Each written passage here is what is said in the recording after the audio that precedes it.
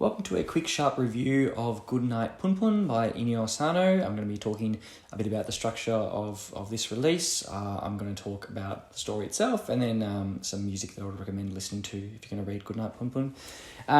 So Goodnight, Punpun or Oyasumi Punpun is a series that makes up 13 volumes, 7 in this English release, with around 2 volumes in each of these ones and then 1 volume in the last 7th book. This is one of my favourite physical releases. Just the way that they've designed the books I think is really cool. So it's the Viz signature range.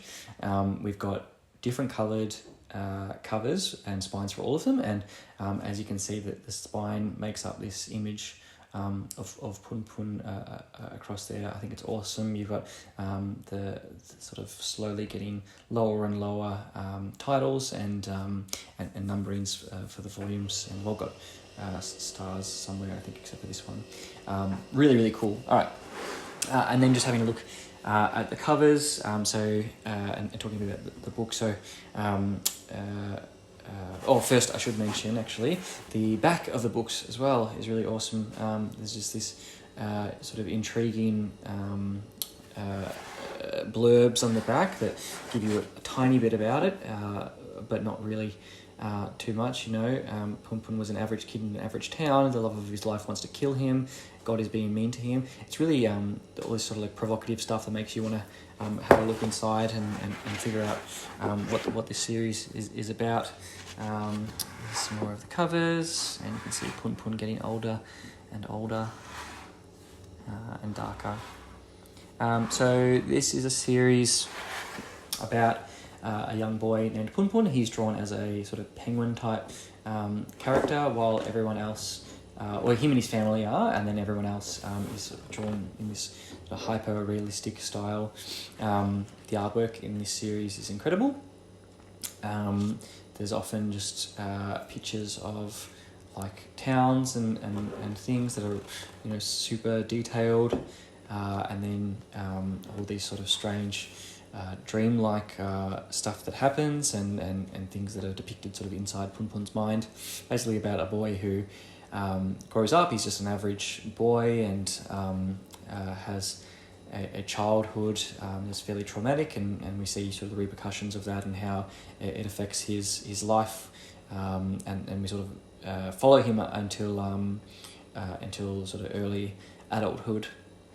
And there's some, it's fairly depressing manga. I think most people who would have read it would find it's fairly depressing. I think if you are a boy who has grown up as a teenager and had sort of issues with self-identity, I think you can relate a lot to this, or at least to certain frames of thinking that Punpun has, and I don't agree with anything that he thinks, because it's all very much a teenager's way of thinking, but I can certainly relate to some of the poorer mindset that he's been, having grown up as a teenage boy once upon a time. And because it is depressing, I would recommend, if you're not in a good headspace, to maybe not read this. I found myself getting a bit finding my mood was a bit darker after reading this, but it's a good read.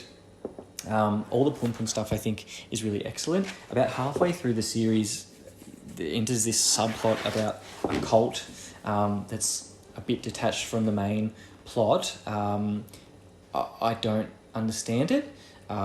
There's a good article with the author where he talks about it a little bit and about the whole series. I'll put it in the description because I think it's worth reading after you read Punpun, but I don't understand that whole subplot.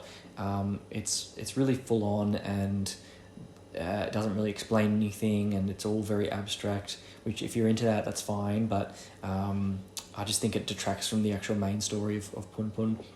My favourite part of this book is actually, I think, around the 2nd volume of these, where it focuses on a flashback of Punpun's uncle Yuichi, and I thought that storyline was very interesting, very disturbing. Sort of reminds me of BoJack Horseman, if anyone's seen that. But yeah, really interesting. In terms of music, I switched it around a little bit in this. In the first volume, I listened to like some Japanese children's music because he's a child, he's hanging out with his friends, and it's all very innocent. And then I switched to